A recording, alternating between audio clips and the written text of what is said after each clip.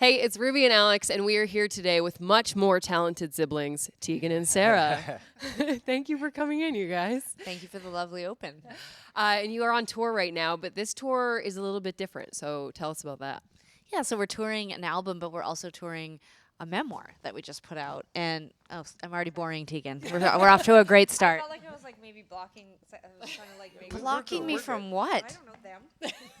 If you sit up straight, I can. Okay, here I'm gonna scoot back my butt. There you go. You're fine.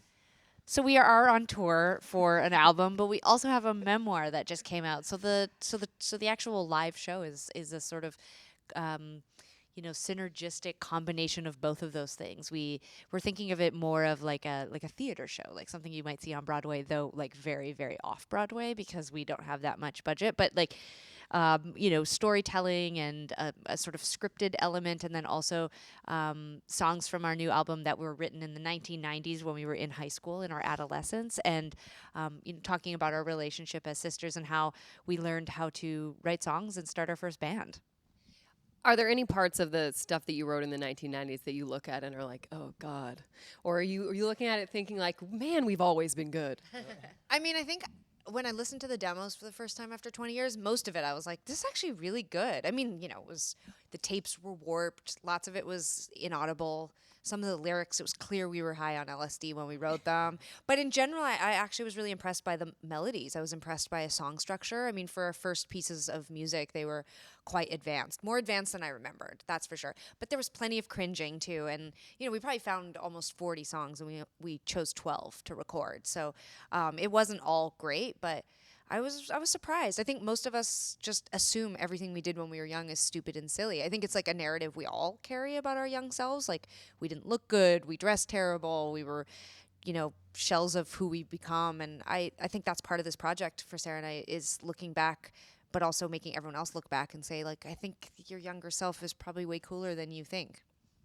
That's super cool. And I know you show some VHS footage on this tour. Okay, so the songs you looked back and were good. What about the VHS footage? Was there anything that was like, absolutely not, this is not for public consumption, cannot be shown? Yeah, there, of course. Yes, there are definitely things that were embarrassing or just only for people who love us and care about us unconditionally. But We also tried not to put on blast our family and friends, so a lot of the footage we're releasing is just of us. Yeah, I think it's important to, like, the context of all of this is that we spent a year of our lives writing about ourselves in adolescence and in high school. And I think that there was a sort of a moment where we pushed past some of that, like, ew, my hair, I'm so obnoxious, like, all that stuff that we all do when we look back at ourselves.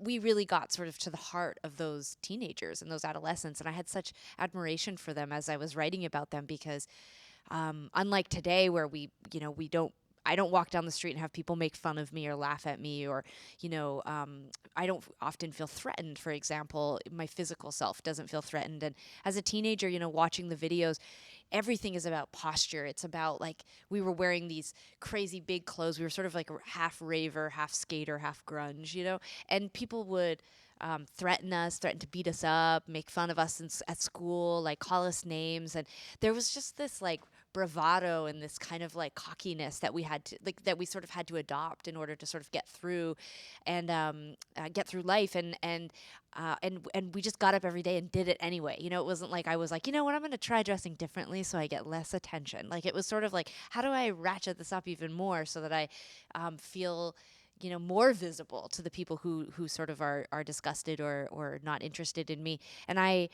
And so, like, as I was watching the VHS tape, I actually started to feel such like empathy for like I don't know, like, I started to really like myself. I was like, what a cool teenager, like how brave and how how smart and fun. And I don't watch those videos very often anymore feeling shame. I actually really feel like I want to just like crawl into the screen and give them a hug. That's awesome. That's that's very nice. This doesn't mean you should bring back Are your you guys frosted crying? tips, though. I'm crying. Don't- I don't think it was really Don't bring back your frosted tips. That's not what we're suggesting. Oh, I had frosted tips too. I look back at Frosted Tips, me, and I want to give him a hug too. And Yes, say, see, this there you too go. will pass. And you guys released your memoir, High School. So why did you decide to do that? I think that we were looking for a creative project that wasn't musical, and there was a bunch of different ideas that we had, but the book itself just sort of came to fruition in a way that felt really powerful, and it kind of took over. So that's what we focused on. I think we've always been really interested in writing. We always have written, and I think we both thought it would be an interesting project to focus our time and energy on. And a lot of people have been asking for sort of the early story. Like, a lot of our early career happened before the internet really got going and before social media. And for us, we weren't as interested in speaking about our early days in the industry, but in terms of writing our origin story, we thought going back to high school, talking about figuring out we could play music and figuring out we were gay and talking about what it was like to be twins, we thought that would really connect with our fans.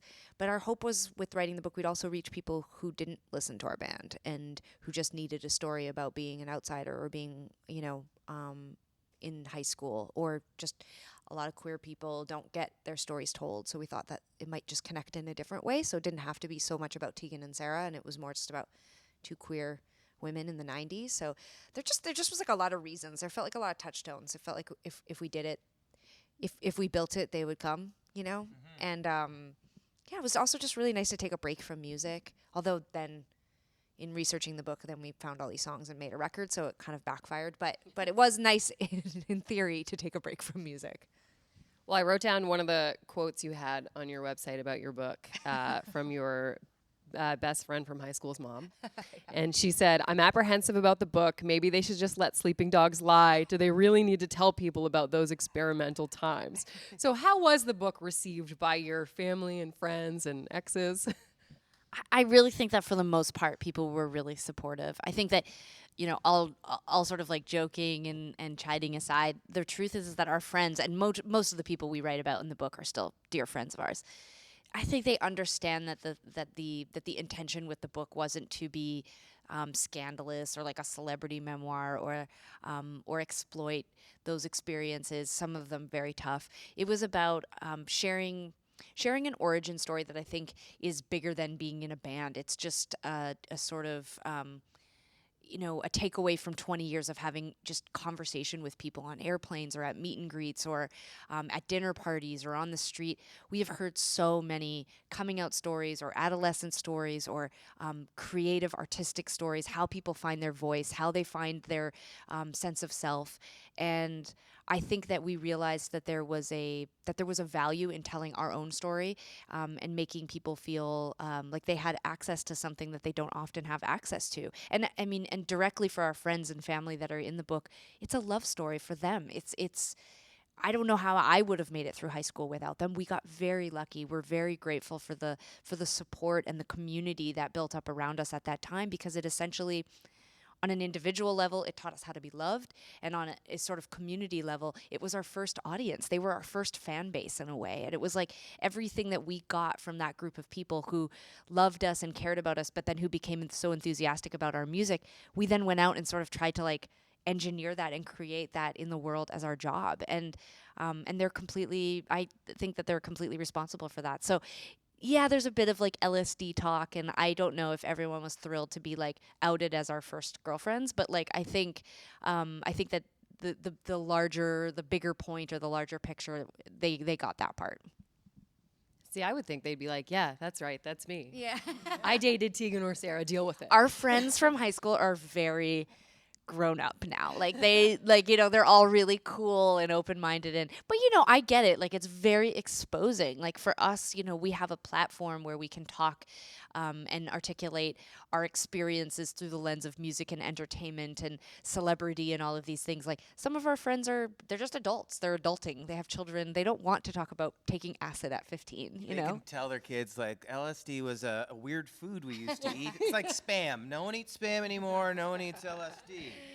Everybody's doing LSD again. That's the thing, So, I mean, no, I just think, I think that there's a responsibility that when you become an adult that you're not going to like, I don't know no one's encouraging anyone to like take acid or to take drugs. And we tried to sort of keep our friends' stories limited and just try to focus on ourselves and expose our own drug taking.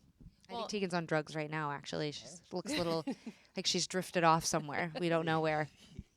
Well, it feels like you don't often see women open up about it as much, so I think that was refreshing too. Yeah. Yeah, I think for us it seemed I always joke that when we started the proposal phase of writing, our agent had said we can hire a ghostwriter to help write the proposal, and then you guys can write the book. And I thought, well, we have no business writing a book if we can't even get through the proposal stage. I felt the same way about what the actual themes of the book would be. If we were going to shy away from the tough stuff, like being homophobic or stealing money from our parents or taking drugs, then why were we telling the story? You know, to us, I think that's always sort of been the Tegan and Sara way. It's just sort of like put it all out there or don't put it out there, but there's sort of no in between. I think that's when it starts to feel like curated, and I think that's when it starts to feel false. And I think people who like Tegan and Sara generally feel like we're real because we are, and so we should just be real. So even if it made people uncomfortable, we were like, well, you'll get over it. I found it very intriguing. Yeah. Like, you know, it's different. The sugar-coated version of the story would be great. Sure. Right? It would Well, be in a good, way, we've but told it, like, because when people tell the beginning of our, it's like, oh, you guys were in high school, and then you got discovered, and then you've been, now you're LGBTQ icons, and it's like, it's a weird story because it's not, it's just this, it's this like tiny little soundbite of who we actually are, and I think that is more of a girl thing, like a woman thing. Like I think that we're supposed to be role models. We're supposed to be mentors. We're supposed to be clean cut. We're supposed to be professional. We're supposed to look well slept and hydrated and be friendly and don't ask too much. Like there's just all these rules on women in society, not just in the public, realm. And I think Sara and I were at the point in our career where I think maybe we're done doing all those things and we're okay with just being who we are. And maybe that's more interesting. And I think that that's also feels like a woman thing. Like you get older and you're like, oh, wait, hold on. I don't care what anyone thinks. And I don't really care if it makes you uncomfortable. And I actually don't want to put out what you want. And I don't want to do the things you want me to do. I want to do what I want to do. And I think men do that sooner, but I hope we can inspire women to do that sooner too. So so we told the story that's true-ish. So do that. Don't be afraid. Love that message. Check out their memoir, High School. Check out their album, Hey, I'm Just Like You. Tegan and Sara, thank you so much for coming in and furthering our agenda that it's not crazy to work with your sibling. Yeah. Or it is crazy. Don't do it.